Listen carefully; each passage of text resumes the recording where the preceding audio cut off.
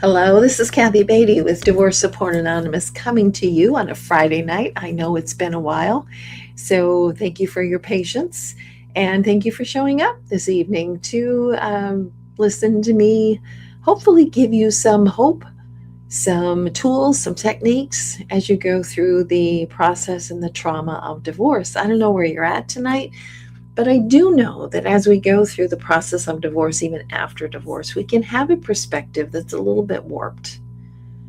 And it's not really the truth. So I want just tonight just to give you a few pointers. First of all, I want to mention that my next group is July 16th. That's coming up next week. And if you have not gone through my group, I would highly recommend, because it is a safe space in which you can process through your trauma. You can be with people who get you, who hear you, who understand you, and help your perspective. So let's talk just 3 points tonight I have. As we go through divorce, our perspective tends to go toward negativity.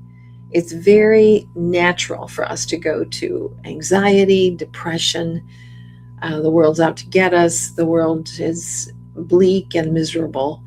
That's just part of the grief that we are going through as we go through divorce. So it's very natural, very natural. It can give us a perspective that the world is no good, that life is over. That's not true. That's why you need a group. That's why you need other people speaking into your life about good things and about good hope, to give hope. We make conclusions too early. We have made the decision, I know how the rest of my life's going to go. It's going to be miserable. I'll never be happy again. I'll never be with anyone again. My life is through. Don't make conclusions too early. Just don't, because you just don't know. And some good things can come. Yes, even through this, some good things can come. So don't make conclusions too early. And it's very natural for us to think that we can keep the same level of productivity as we go through divorce.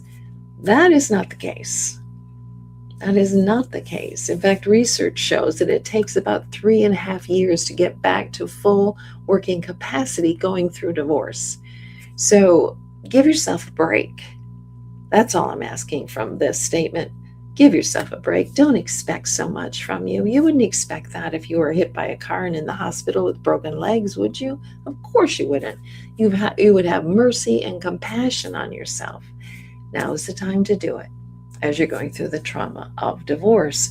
So our perspective can be very warped. And I want you just to keep in mind that the thoughts in your head, which can be very dangerous to listen to if they are or don't have a good perspective.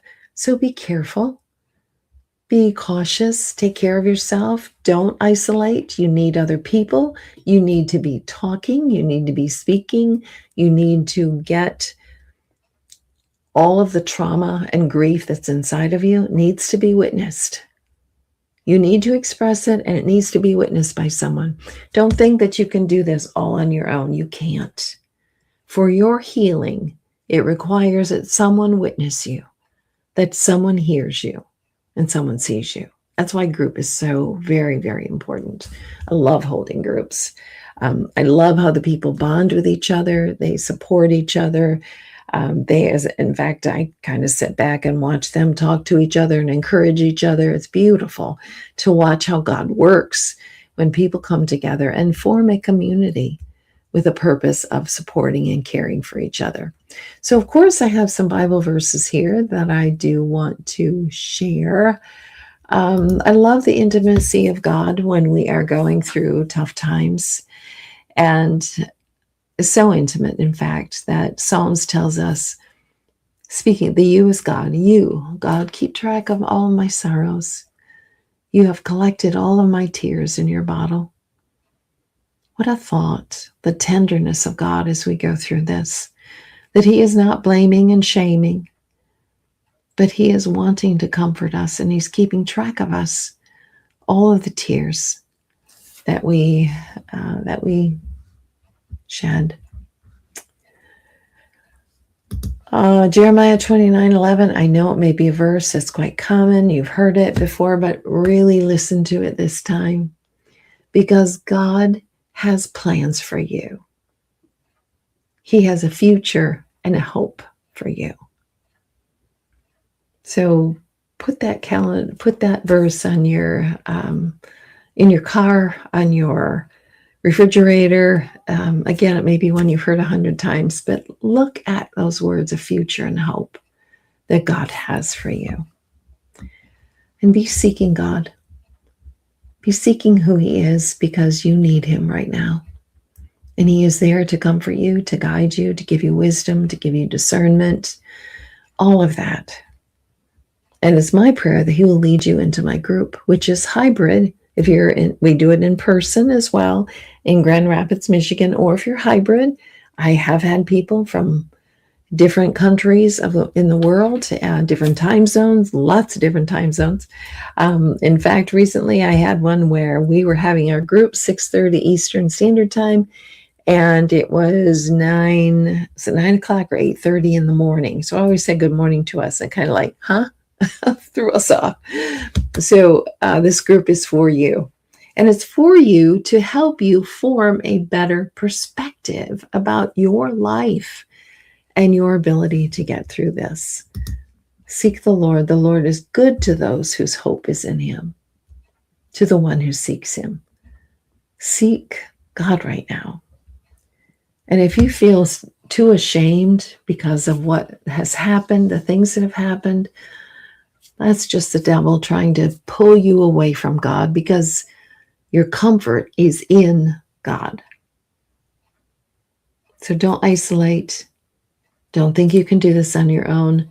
Connect with a group, a support group, a therapist. Get all of those network of experts on your side, because you need them. Okay, the Lord is good. I did that one. To the one who seeks Him. Okay, quick run through. Your perspective right now is a little bit shaded, and that's totally understandable. But watch your self-talk right now. Be your own best friend as you go through this. You're facing enough. And that's true for those who are through and finished a divorce. There's still a lot of things to work through, and blame and shame to get rid of. That's why I do a group called Building Your Life After Divorce, which, by the way, we've only had 1 week. So there still would be room for you on building your life after divorce. So it's totally natural if we tend toward negativity.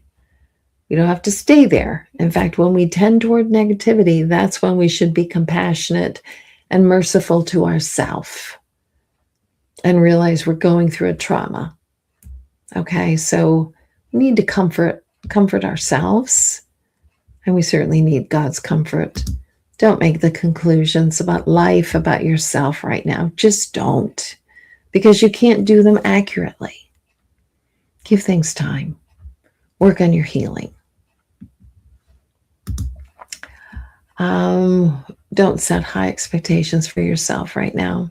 Even after you've gone through a divorce, give yourself that grace, that compassion, that mercy to let life kind of calm down and maybe even rise up and with new things and new ideas and new people and new relationships and new friendships and all of the good things that come with life. So I hope this has been of help to you. I hope hope to see you try every Friday night. But this summer has been crazy busy. Anyway, watch your perspective. Watch your self-talk. What are your views right now about life, about yourself, about people in general? Watch your perspective. Keep it healthy.